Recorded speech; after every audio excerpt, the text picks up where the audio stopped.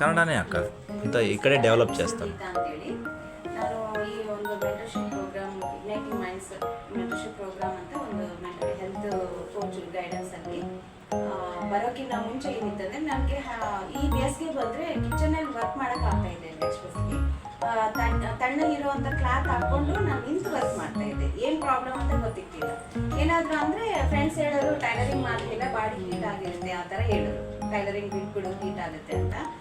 ಆಮೇಲೆ ಇಲ್ಲಿ ಬಂದಮೇಲೆ ಅದು ನನಗೆ ಹೆಂಗೆ ತೊಗೋಬೇಕು ವಾಟರ್ ಹ್ಯಾಬಿಟು, ಬೆಳಗ್ಗೆ ಅವ್ರು ಗೈಡ್ ಮಾಡ್ತಾ ಇದ್ರು ಎಷ್ಟು ಲೀಟರ್ ತೊಗೊತೀಯ ನೀನು ಅಂತೇಳಿ.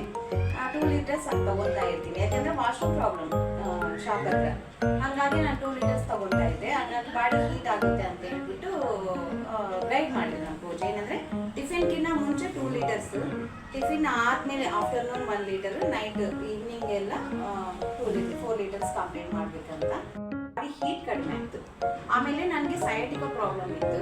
ಅದು ಒಂದು 6 ಇಯರ್ಸಿಂದ ನಾನು ಅದು ಏನೇ ಇಲ್ಲ, ವೆಯ್ಟ್ ಎತ್ತಬೇಡ್ರಿ, ಕೆಳಗಡೆ ಕೂತ್ಕೋಬೇಡ್ರಿ ಅಂತ ಹೇಳಿದರು. ಅವಾಗ ನನಗೆ 25 ಇಯರ್ಸ್ ಅವಾಗೇ ಬಂದಿರೋದು. ಆಮೇಲೆ ಈ ಮೆಂಟರ್ಶಿಪ್ ಪ್ರೋಗ್ರಾಮ್ ಬಂದಮೇಲೆ ಒಂದು ಒಮೆಗಾ ಕೆಲವೊಂದು ಹೆಲ್ದಿ ಹ್ಯಾಬಿಟ್ಸು ಚೇಂಜಸ್ ಮಾಡ್ಕೊಂಡಾದ್ಮೇಲೆ ಸಯಾಟಿಕಾ ಪ್ರಾಬ್ಲಮ್ ಇಲ್ಲ, ವೆಯ್ಟ್ ಲಾಸು ಆಗಿದ್ದೀನಿ. ಆಮೇಲೆ ಇವೆಲ್ಲ ಇದು ಮಾಡೋದ್ರಿಂದ ಪಾಸಿಟಿವ್ ಆ್ಯಕ್ಟಿವಿಟೀಸ್ ಅಂದರೆ ಏನಾದರೂ ಇಷ್ಟು ಮುಂಚೆನೇ ಮನೆಯಲ್ಲೇ ಇರ್ತಾ ಇದ್ದಾಗ ಏನಾಗ್ತಿತ್ತು ಅಂದರೆ ಏನಾದರೂ ಒಂದು ಸಮಸ್ಯೆ ಬಂದರೆ ನೆಗೆಟಿವ್ ತಗೊಳ್ಳೋದು, ಅಳೋದು, ಇಷ್ಟೇ ನನ್ನ ಲೈಫು ಈ ಥರ ಅನಿಸ್ತಾ ಇತ್ತು. ಆದಮೇಲೆ ಈ ಇಗ್ನೈಟ್ ಮೈಂಡ್ಸ್ ಕೆಲವೊಂದು ಪಾಸಿಟಿವ್ ಆ್ಯಕ್ಟಿವಿಟೀಸ್, ಸೆಲ್ಫ್ ಟಾಕ್ ಅಂದರೆ ಏನಾದರೂ ಒಂದು ಸಮಸ್ಯೆ ಬಂದಿದೆ ಅಂದರೆ ಮಿರರ್ ಮುಂದೆ ಹೋಗಿ ನಿಂತ್ಕೊಂಡು ನಾಳೆ ಚೆನ್ನಾಗಿ ಅಚೀವ್ ಮಾಡ್ತೀನಿ ನಾನು. ನೈಟ್ ಮಲ್ಗೋ ಮುಂದೆ 3 ಟೈಮ್ಸ್ ನಿಂತ್ಕೋಬೇಕು. ಆಮೇಲೆ ಮಾರ್ನಿಂಗ್ ಕೂಡ ಎದ್ರೇನೆ ನನಗೆ ಇವತ್ತು ಕೊಟ್ಟಿರೋದಕ್ಕೆ ದೇವರಿಗೆ ಧನ್ಯವಾದಗಳು ಹೇಳ್ಕೊಂತ ಸ್ಟಾರ್ಟ್ ಮಾಡಿ.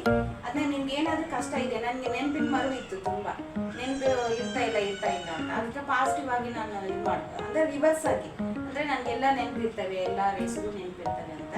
ಈಗ 50% ನಾನು ಬೆಟರ್ ಆಗಿದ್ದೀನಿ ನೆನಪಿನ ಶಕ್ತಿನಲ್ಲಿ ಮಾತ್ರ.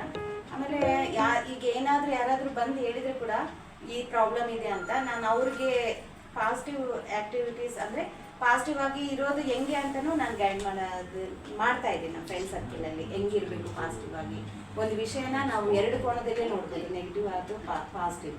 ಇದು ಈ ಥರ ಆಗಿದೆ ಅಂದರೆ ಬೆಟರ್ ಮುಂದೆ ಸಿಗುತ್ತೇನೋ, ವೆಯ್ಟ್ ಮಾಡಿರಿ ಅನ್ನೋ 7 ಲೆವೆಲ್ವರೆಗೂ ನಾನು ಬಂದಿದ್ದೀನಿ. ಇದೆಲ್ಲ ಕಾರಣ ಅಂತಂದರೆ ಇಗ್ನೈಟ್ ಮೈಂಡ್ಸ್ ಅನ್ನೋ ಒಂದು ಪ್ಲಾಟ್ಫಾರ್ಮ್ಲಿಂದನೇ. ದೇವ್ರು ನನಗೆ ಕೊಟ್ಟಿರೋ ಈ ಆಪರ್ಚುನಿಟಿನ ಎಲ್ಲ ಫ್ರೆಂಡ್ಸ್ಗೂ ರಿಲೇಟಿವ್ಗೂ ಶೇರ್ ಮಾಡಬೇಕಂತಲೇ ನಾನು ಈ ಆಪರ್ಚುನಿಟಿ ತೊಗೊಂಡಿದ್ದೀನಿ. ಕ್ಲಾಪ್ಸ್.